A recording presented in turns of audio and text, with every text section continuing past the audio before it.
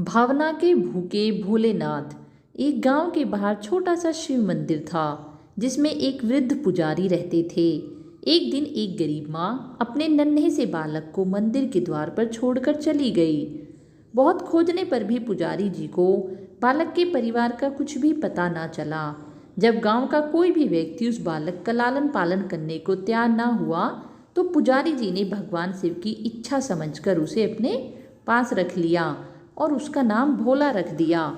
गांव के श्रद्धालु भक्तों से जो कुछ प्राप्त होता उसी से भगवान शिव का, पुजारी जी का और बालक भोला का किसी तरह गुजारा चलता।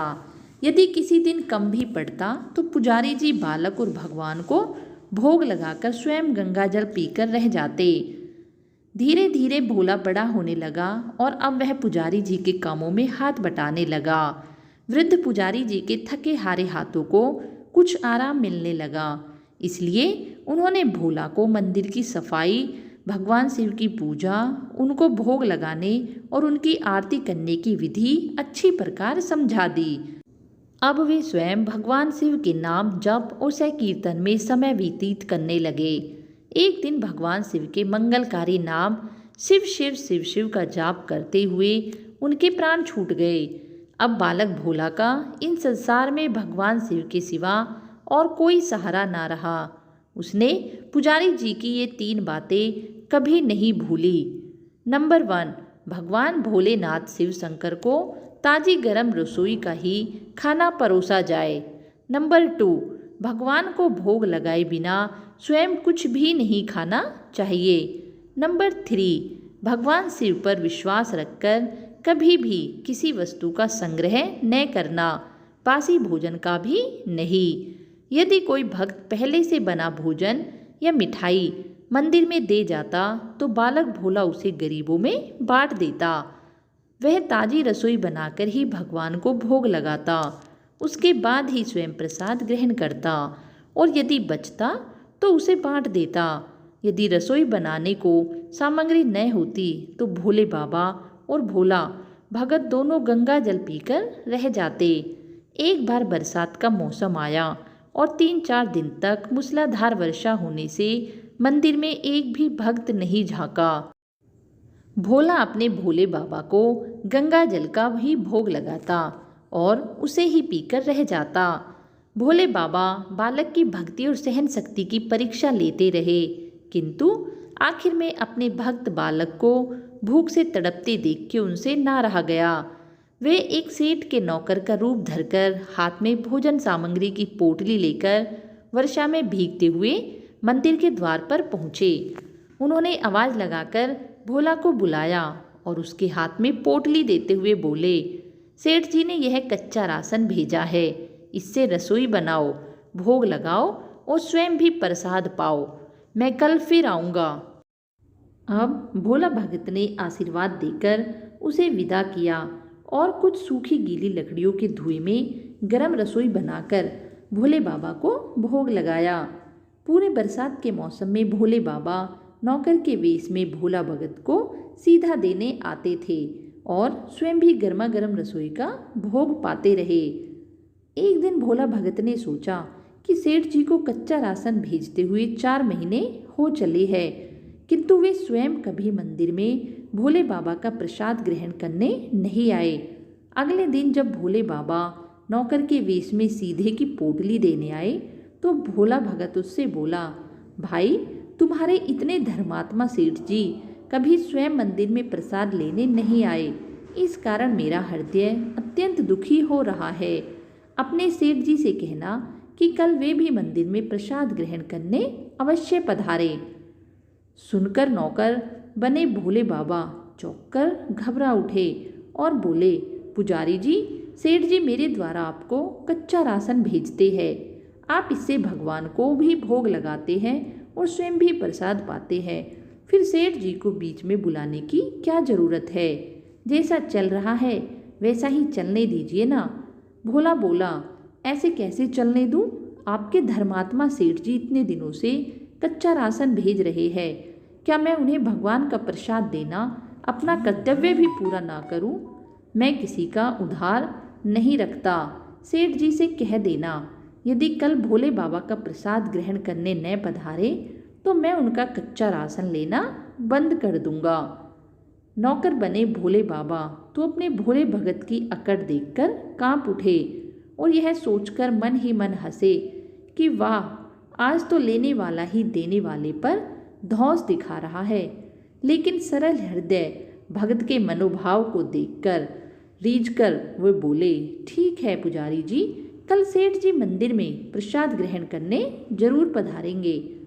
दूसरे दिन बड़े सवेरे ही भोले बाबा नौकर के वेश में दूर दूर बहुत सारी भोजन सामग्री लेकर मंदिर पहुंच गए। भोला चौंकते हुए बोला, भाई आज इतना सारा सीधा किस लिए ले आए? नौकर बने भोले बाबा बोले, पुजारी जी भूल गए क्या? आज आपने सेठ जी को प्रसाद के लिए बुलाया है, इसलिए आप छक्कर रसोई बनाइए और भोले बाबा को भोग लगाइए। हाँ, यह तो बता दीजिए कि सेठ जी किस समय पधारे। भोला ने प्रसन्न होकर उन्हें सेठ जी के आने का समय बता दिया। अब भोला भगत की इच्छा पूर्ण करने के लिए भोले बाबा ने सेठ जी का रूप धारण करना शुरू कर दिया। इधर अपने स्वामी को एक प्यारे भक्त के यहाँ जाने का समाचार सुनकर ममतामयी अन्नपूर्णा माँ पार्वती भी भला कैसे पीछे रहती। वे भी पति की आज्ञा लेकर सेठानी का रूप धारण करने में जुट गई। भोले बाबा ने अपने गले से मुंडों की माला उतार दी, शरीर पर लगी भस्म, कमर पर पहना हुआ बाघांबर और बाहों और कानों में पहने सांपों के हार भी उतार कर रख दिए। उन्होंने एक मखमल का सुंदर कुर्ता धारण कर लिया, अपनी जटाएं सीधी कर गंगा और चंद्रमा को उसमें छिपा लिया और ऊपर से एक सुंदर रंग बिरंगी पगड़ी पहन ली। सदैव नंगे पैर विचरण करने वाले शिवजी ने आज अपने पैरों में रेशमी जूतियां भी धारण कर ली। हाथ का त्रिशूल और डमरू भोले बाबा ने नंदी के हाथ में थमा दिया और अपने हाथ में एक सुंदर छड़ी लेकर पार्वती जी को तैयार होने की प्रतीक्षा करते हुए कैलाश पर चहलकदमी करने लगे। इधर पार्वती जी घंटों से तैयार होने में जुटी थी। उन्होंने आज अपने पतिदेव के नगर में बनी सुंदर बनारसी साड़ी निकालकर पहनी, जिसका रंग सेठ बने शिवजी के कुर्ते से मैच कर रहा था। उन्होंने सोने चांदी हीरे के जगमगाते हुए आभूषण धारण कर लिए, बगल में सुंदर सा पर्स भी ले लिया और भोले बाबा के बार बार आवाज लगाने के बाद श्रृंगार कक्ष से बाहर निकलकर आई। जब पार्वती जी और शिवजी ने एक दूसरे को सेठ सेठानी के वेश में देखा तो वे चकित होकर एक दूसरे को बस निहारते ही रह गए। दोनों एक दूसरे को देख देख कर निहाल हुए जा रहे थे।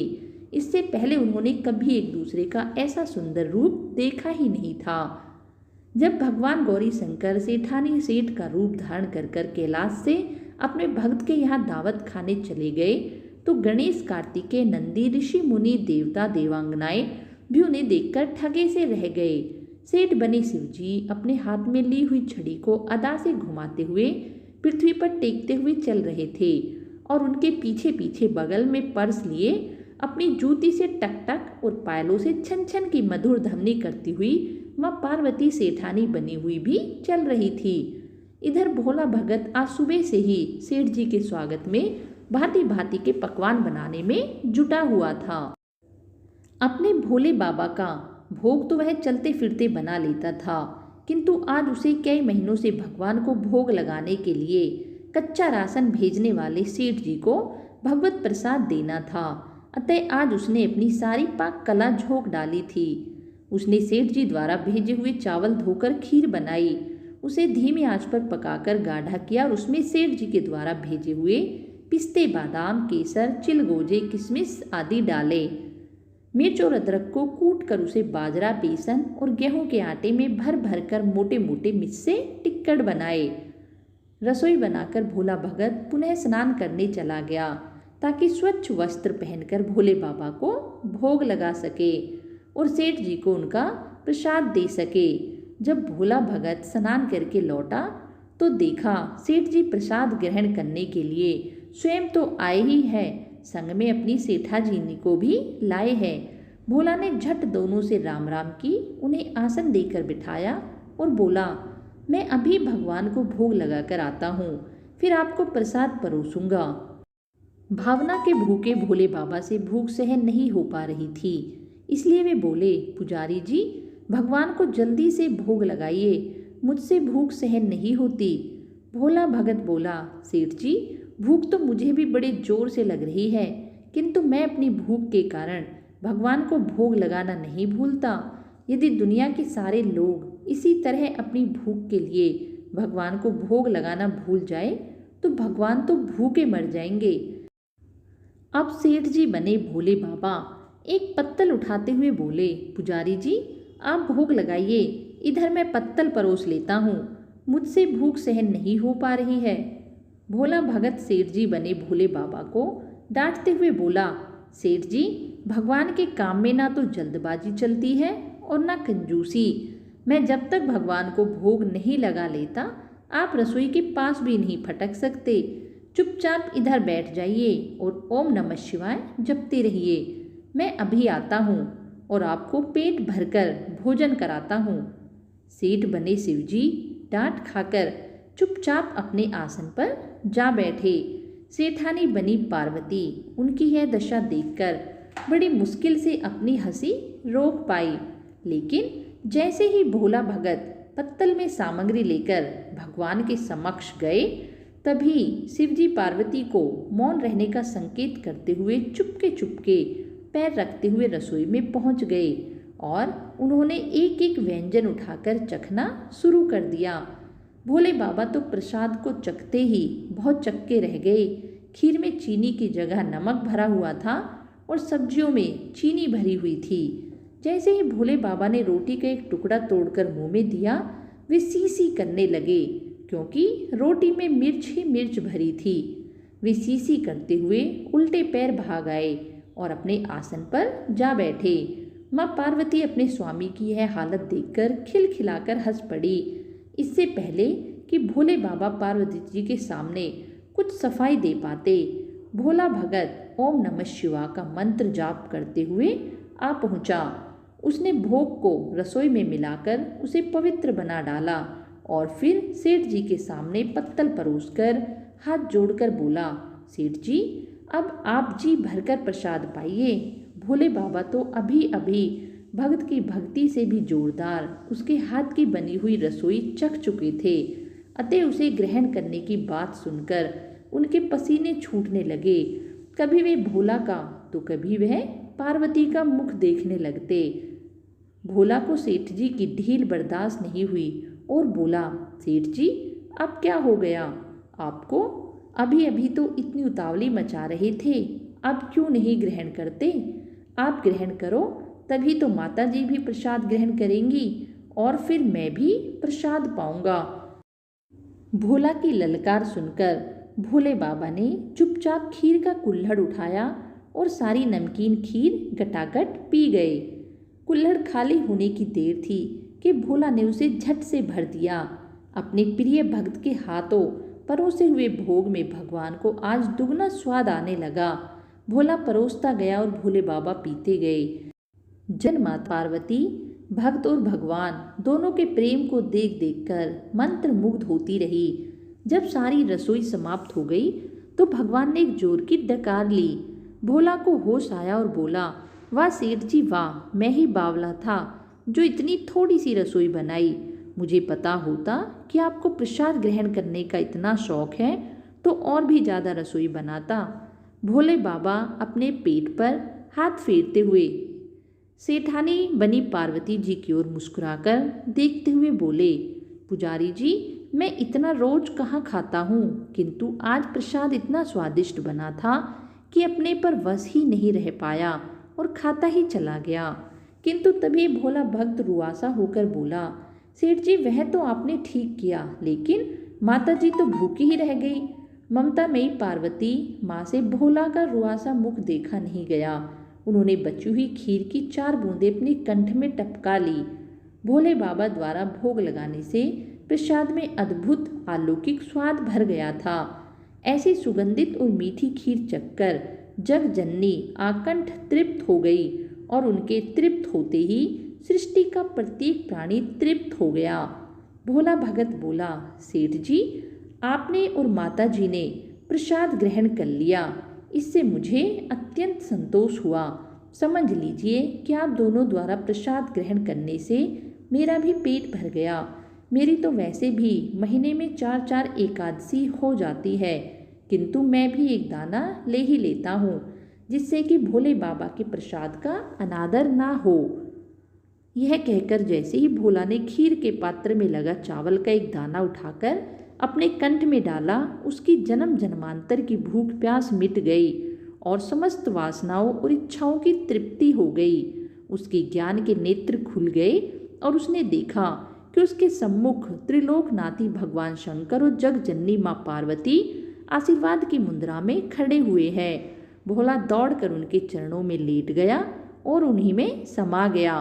बोलो हर हर महादेव की जय।